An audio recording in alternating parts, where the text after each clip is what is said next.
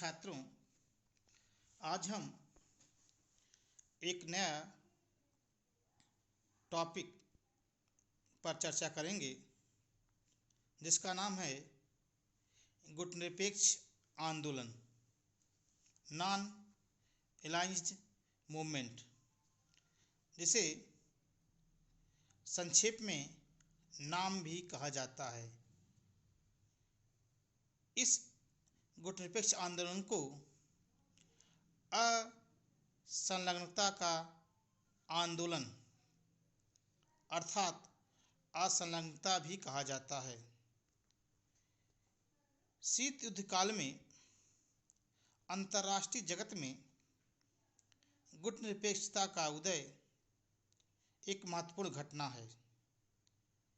शीत युद्ध काल में गुटनिरपेक्ष आंदोलन एक ऐसा मंच बनकर उभरा जिसने द्विध्रुवता को चुनौती दी तथा दोनों महाशक्तियों के गुटों की सदस्य संख्या तथा शक्ति को सीमित करने का प्रयास किया।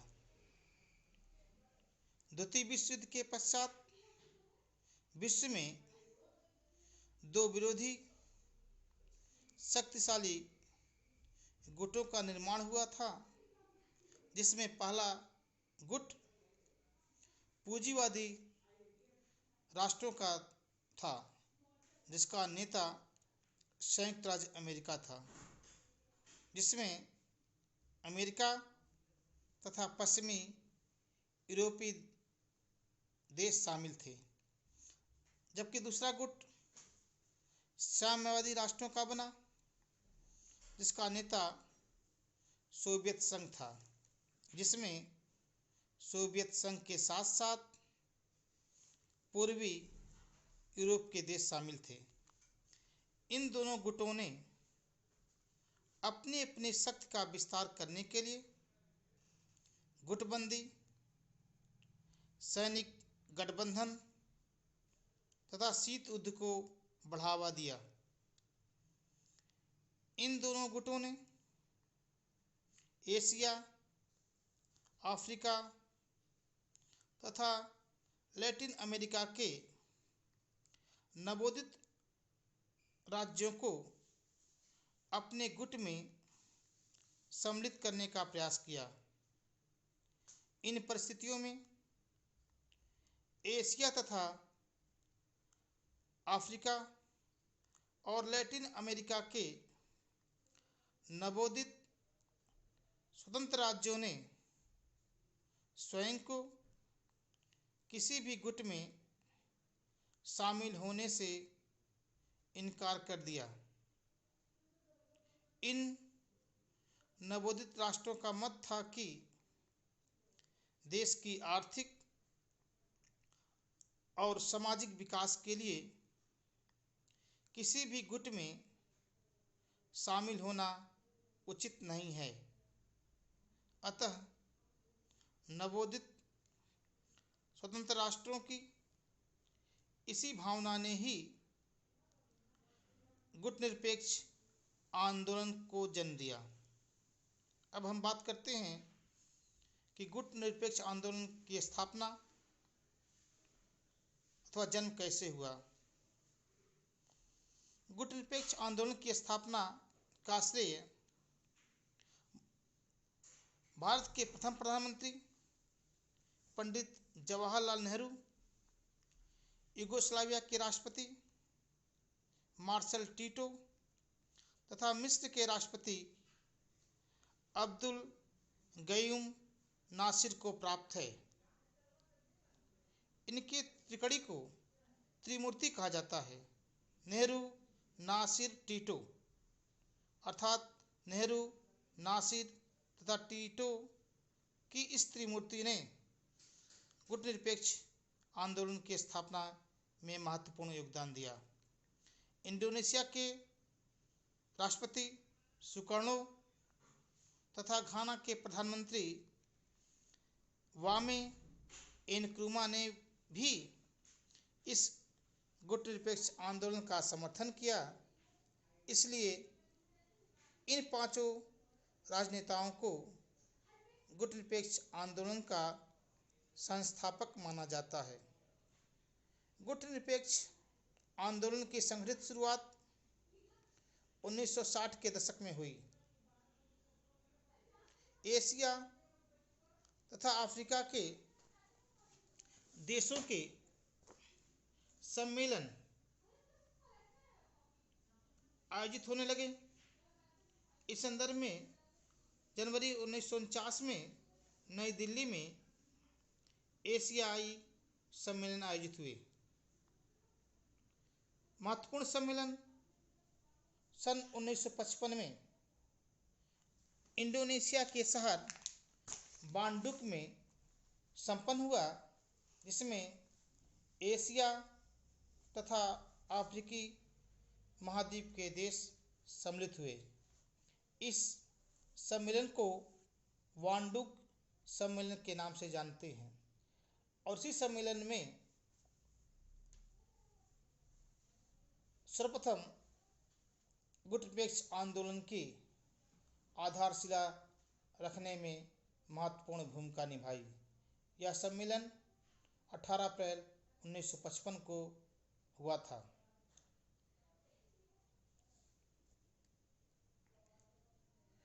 गुट निरपेक्ष आंदोलन का शिखर सम्मेलन।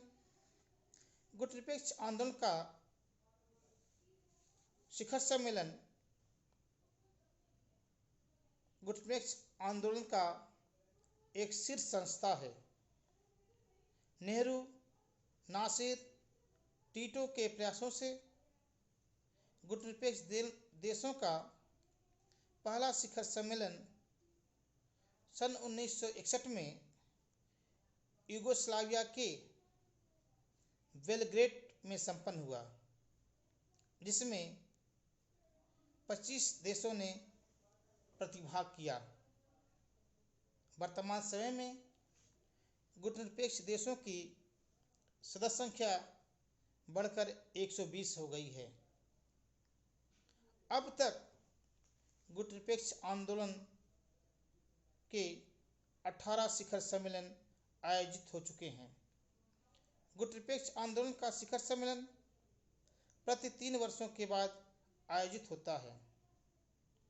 18वां शिखर सम्मेलन अक्टूबर 2019 में अजरबैजान की राजधानी बाकू में संपन्न हुआ, जिसमें भारत के वर्तमान उपराष्ट्रपति एम वेंकैया ने प्रतिभाग किया।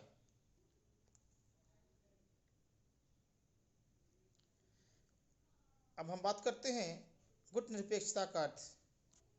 गुट निरपेक्षता का सामान्य अर्थ विश्व के शक्तिशाली गुटों से अलग रहकर अपने स्वतंत्र विदेश नीति का संचालन करना तथा अपने राष्ट्रीय हितों की सुरक्षा करना है। अर्थात गुट निरपेक्षता का आशय किसी भी गुटबंदी से दूर रहकर राष्ट्रीय हितों का ध्यान रखते हुए न्यायोचित पक्ष में अपनी विदेश नीति का संचालन करना है। गुट निरपेक्षता के मुख्य तत्व 3 तत्व हैं। पहला है दोनों गुटों से पृथक रहना, दूसरा है स्वतंत्र विदेश नीति का संचालन करना, तो तीसरा है शांति की नीति का समर्थन करना। अब हम बात करते हैं गुट निरपेक्ष आंदोलन के प्रमुख सिद्धांत अथवा उद्देश्य।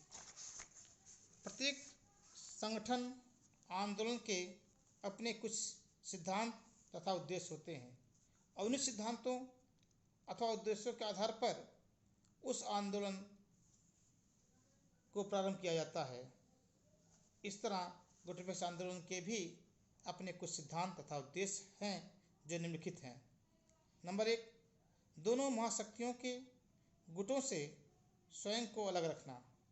नंबर 2, विश्व शांति तथा सुरक्षा का समर्थन करना।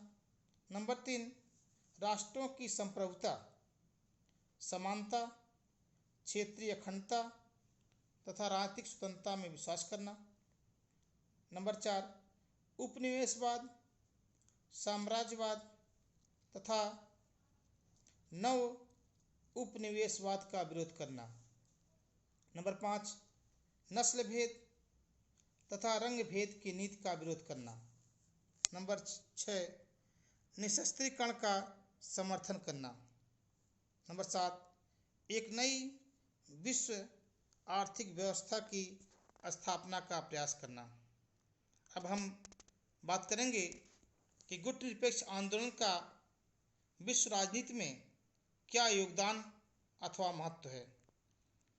गुट निरपेक्ष आंदोलन का विश्व राजनीति में अत्यधिक महत्व है, जिसे हम इस तरह व्यक्त कर सकते हैं। नंबर 1, तृतीय विश्व युद्ध की संभावना को गुट निरपेक्ष आंदोलन ने समाप्त किया। नंबर 2 है, शीत युद्ध की गुटबंदी को सीमित किया। नंबर 3 है, निर्धन एवं पिछड़े हुए देशों के आर्थिक विकास पर बल दिया। नंबर 4 है, विश्व शांति की स्थापना का प्रयास किया। नंबर 5, स्वतंत्र विदेश नीति का समर्थन किया।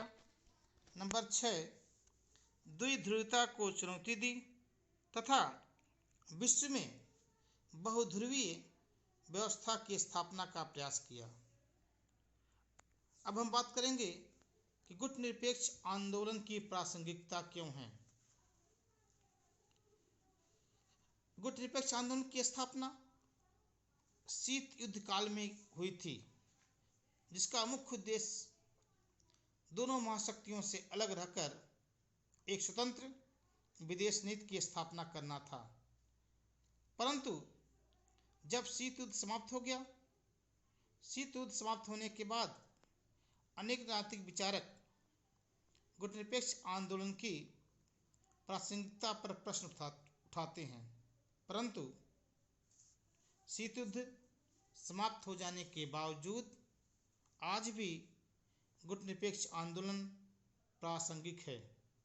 वर्तमान समय में संयुक्त राष्ट्र संघ के लगभग 2/3 सदस्य देश गुट निरपेक्ष देशों के हैं और विश्व की कुल जनसंख्या के लगभग 55% जनसंख्या इन गुट निरपेक्ष राष्ट्रों में निवास करती है तथा गुट निरपेक्ष देशों की सदस्य संख्या लगातार बढ़ती जा रही है, जो स्वयं इसकी प्रासंगिकता को सिद्ध कर रही है।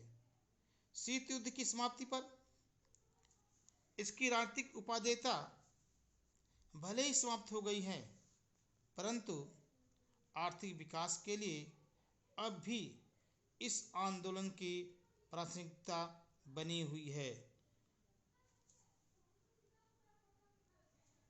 Made by Dinesh Kumar Gupta, DKG study point. धन्यवाद।